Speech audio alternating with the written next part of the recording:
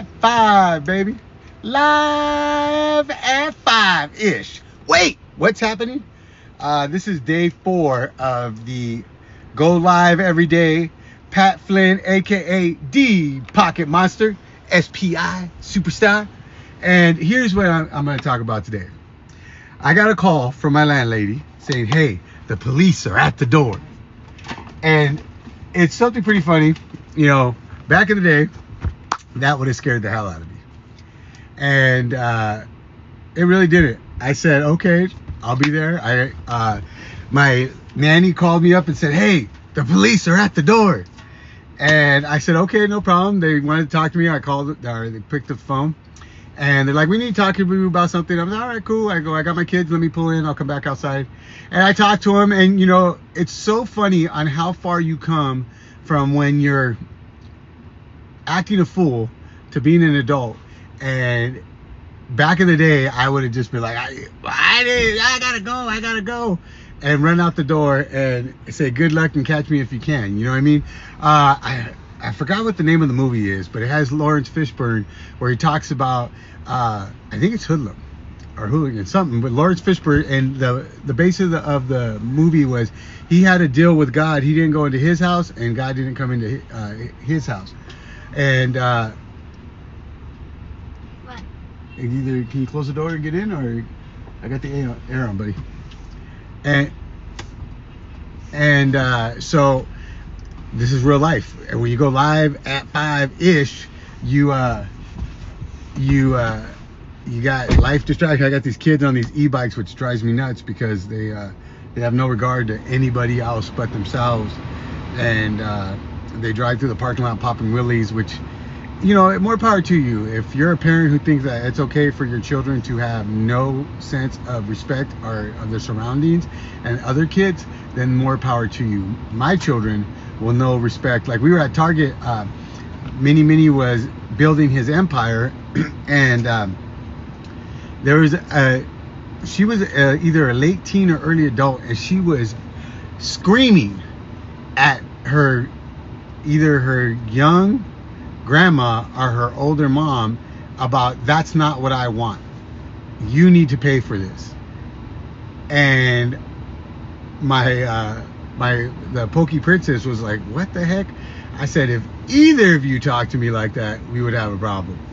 And the irony was, they ended up in front of us, in front of the shopping cart, and I was like, this is bananas. Like, it says a lot about our society where a child, whether it's the grandma or the mom or even the older sibling, it's just common respect. And I share all that because, you know, I'm a single dad. I'm doing my best to provide for our family. Each stage in life since this whole journey that we started has gotten me to the next level. And I don't have any idea of what's going on other than what's right in front of me. And in the last 2 years, and getting custody of my kids, finding my own place, getting out of a toxic situation where I was renting a room from someone who was just as bad as the situation I left, and having faith that my higher power, whom I choose to call God, is going to put me in a place not only to flourish, but to get me to even blossom and be able to help other people and be a motivation and be something that someone can look to and say, you know what, if he can get through it, I can get through it. And I've always shared that your biggest setback is actually a setup for your biggest breakthrough. And I know this really has nothing to do with Pokemon today, but we are doing the live at 5-ish, and I will be opening up the 4th pack from that sticker pack that me and Mini found randomly at a Target. Without having to beat anybody up or get beat up, because everybody's fighting for Pokemon, right? And I was in line today because I was looking for squishies for Mini, and I was talking to a couple of the guys, and it was funny is the guy behind me didn't realize he almost got into a fight with me a few months back because he was rude. I was waiting in line respectfully. There was a young lady who was behind me, and she's like, I'm just trying to find something for my son. I said, you can go in front of me. And this guy cut us off. And here's the commentary I'm going to say.